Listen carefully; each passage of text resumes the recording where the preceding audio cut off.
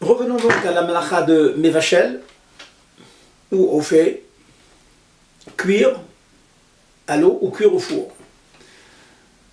Nous disions que cela représentait une des 39 melachot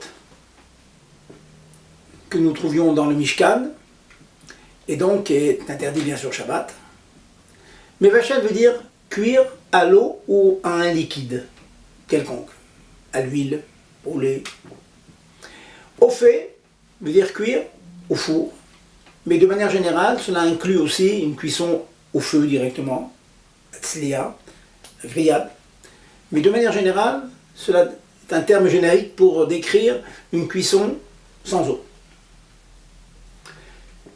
Cette précision est importante car une question qui est souvent d'actualité, un aliment qui aurait déjà été cuit, pourrait-on être amené à le réchauffer, le recuire pendant Shabbat?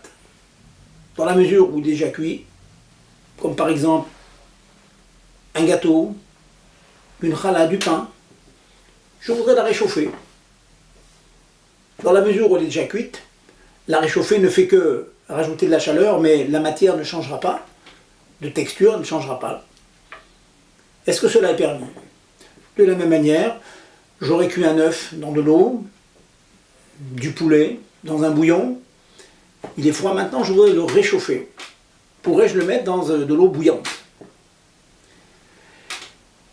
Le principe est le suivant. Je donne le principe en hébreu. En bishul achar bishul bedavar yavesh. Dans un aliment sec, compact, c'est-à-dire qui n'est pas liquide, une tomate, de la viande, du poisson.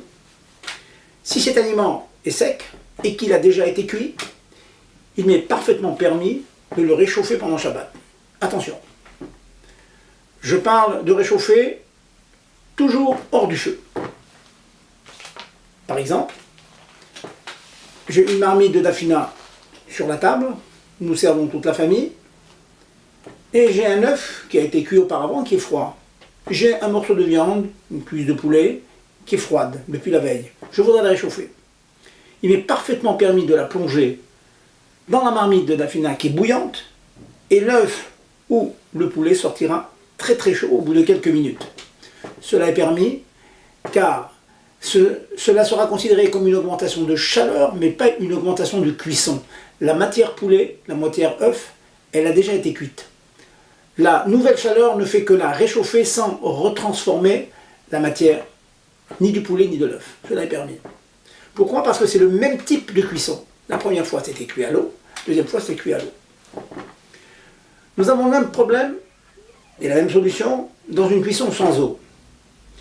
Du pain, du gâteau a été cuit au four. C'est une cuisson sans eau. C'est la chaleur du four qui l'a cuit. C'est pas plongé dans un liquide.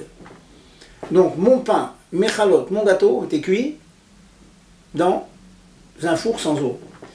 Il m'est parfaitement permis de rapprocher ce gâteau d'une source de chaleur sans eau qui pourra réchauffer le gâteau ou la challah. Par exemple, la réchauffer sur un radiateur.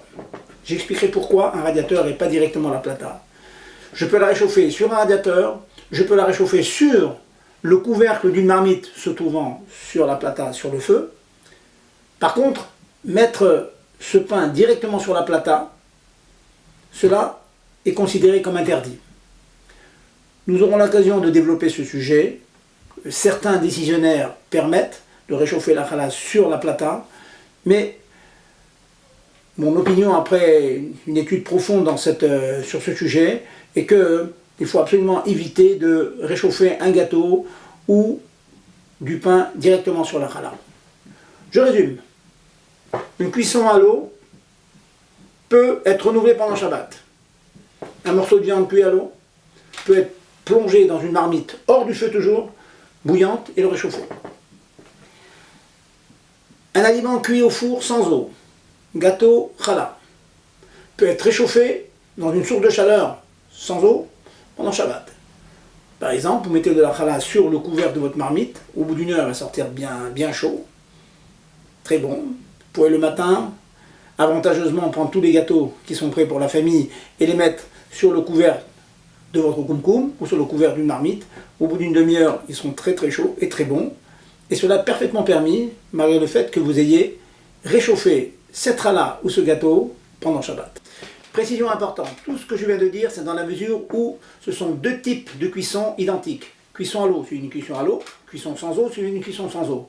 Si par contre, on cuit à l'eau et ensuite sans eau, ou l'inverse, cela est une grande marloquette dans les poskim dont on parlera dans le prochain shiur, Imir Sachem.